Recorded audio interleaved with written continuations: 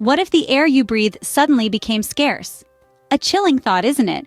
Yet it's a reality we are facing sooner than we'd like to admit, as we continue to destroy valuable ecosystems at an unsustainable rate globally. Forests, our planet's green tapestry, are disappearing at a rapid pace. Lush, verdant forests are being transformed into barren landscapes in a matter of days, weeks, or months. It's a relentless race against time, and sadly, it's a race we're currently losing. Forests are more than just towering trees and thriving wildlife. They are the lungs of the earth. Think about it. Every breath you take, every moment of life you enjoy, is made possible by the oxygen produced by these magnificent ecosystems. They breathe out, we breathe in. It's a symbiotic relationship that has been in place for millions of years. But what happens when the lungs of the earth are compromised? We're beginning to find out, and the prognosis isn't good. Our forests are disappearing faster than they can regenerate, and with every tree that falls, our planet's ability to produce life-giving oxygen diminishes. Forests cover about 30% of the planet's land area. Sounds like a lot, right? But consider this, just a few centuries ago, that figure was nearly double. We've lost colossal swaths of forest in a relatively short period of time, and it's not just the oxygen supply that's at risk. Forests are a bulwark against climate change, absorbing carbon dioxide and other greenhouse gases that would otherwise heat up our planet. They are home to countless species of flora and fauna, many of which are yet to be discovered. They provide livelihoods for millions of people worldwide and are a source of food, medicine, and shelter. Forests are vital. They are complex, they are diverse, and they are under threat.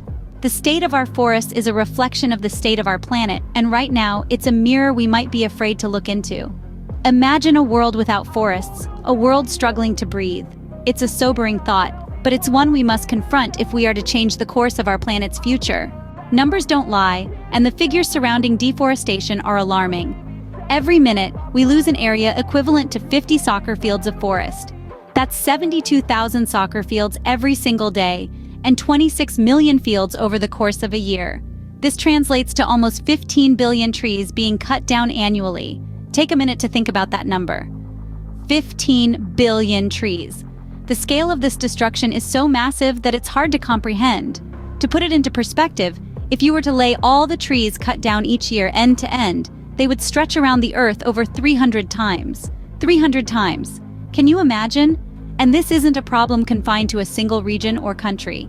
Over half of the world's forests have been destroyed, indicating that deforestation is a global issue. Again, over half of the world's forests have already been destroyed. It's not just the trees that are at risk. The World Wildlife Fund estimates that up to 100 species are lost every day due to deforestation. These aren't just obscure species either, but ones that play vital roles in their ecosystems. From the orangutans in Borneo to the tigers in Sumatra, these are species that are critical to maintaining the balance of nature.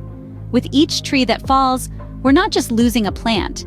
We're losing a home for countless species, a purifier for our air, and a vital component in the fight against climate change. Trees are the lungs of our planet, and without them, we're suffocating. The statistics are stark and they paint a bleak picture. But it's not too late to change course. There are solutions out there, and there are people and organizations fighting to turn the tide.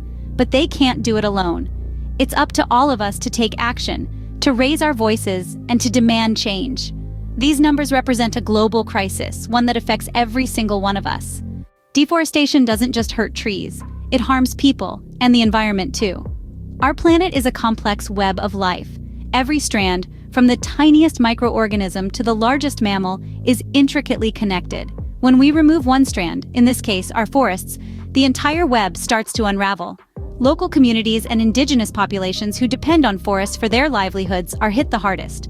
With the trees gone, they lose their source of food, medicine, and shelter. The forest that was once a provider is no longer there to sustain them. But the loss isn't limited to these communities. The forest is home to millions of species, a veritable Noah's Ark of biodiversity.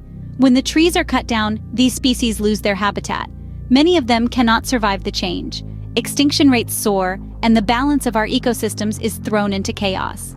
And then there's the climate. Forests are our planet's lungs, breathing in carbon dioxide and exhaling oxygen. They're nature's own climate control system, helping to regulate temperatures and rainfall patterns across the globe. When these forests are destroyed, not only do we lose this climate regulation, but the stored carbon in these trees is released back into the atmosphere, contributing to global warming. Imagine a world without forests, a world where temperatures are out of control, where rainfall is unpredictable, where species are disappearing at an alarming rate, and where communities are struggling to survive. That's the world we're heading towards if we don't stop deforestation. The trees fall, and the ripple effects are felt far and wide. The loss of our forests isn't just an environmental issue, it's a humanitarian crisis. It's a biodiversity catastrophe. It's a climate emergency, and it's happening right now. So let's delve deeper into the world of commerce, where the destruction and exploitation of our forests are driven by economic interests. It's time to understand the commerce of destruction. Remember, the trees fall, and the ripple effects are felt far and wide. The price of progress often comes at the expense of our forests. Commerce, the lifeblood of our societies, drives the world forward, but it also propels the ominous machine of deforestation. Let's delve into this paradoxical narrative. The main culprits? Industries like logging, agriculture, and mining. They're the sharp end of the axe, cutting deep into the heart of our forests. Consider logging. It's more than just chopping down trees for timber. It's about clearing vast tracts of forests for roads, making way for more industries to penetrate deeper into the wilderness. The destruction doesn't stop at the last tree. It continues, echoing through the shattered silence of once vibrant ecosystems. Then there's agriculture, a double-edged sword. It feeds billions, but it also eats away at our forests. The demand for commodities like palm oil, beef, and soy is skyrocketing. These crops are grown on a massive scale, and to make room for them, forests have to pay the price. Palm oil plantations are now synonymous with scorched earth, where lush rainforests once stood. Ranches for beef production are expanding, pushing the boundaries of the forest frontier. Mining is another driving force behind deforestation. The lure of precious metals and valuable minerals draws industries into the deepest recesses of our forests. The extraction process is invasive, ripping apart the earth, leaving scars that may never heal. Each of these industries is a cog in the machine of commerce, powered by our demand.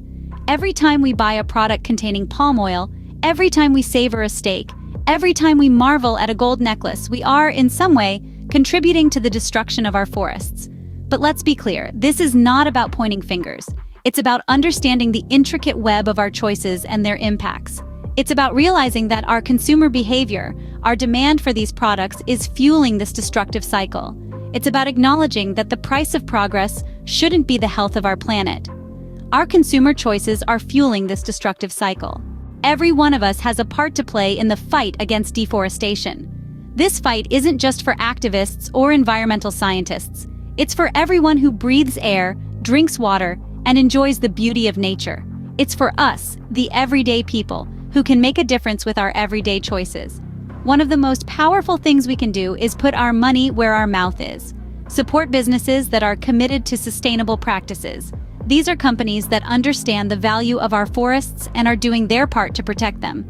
They might be using recycled materials, planting trees for every product sold, or ensuring that their supply chains don't contribute to deforestation. When we choose to buy from these brands, we're voting with our wallets for a greener, healthier planet. Next, let's think about our consumption habits. Many of the products we use daily, from our morning coffee to the paper in our printers, have a direct link to deforestation. We can help by reducing our consumption of these products or by choosing alternatives that are less harmful to the environment. How about using a reusable coffee cup or opting for digital documents instead of printouts? Small changes like these can add up to make a big difference.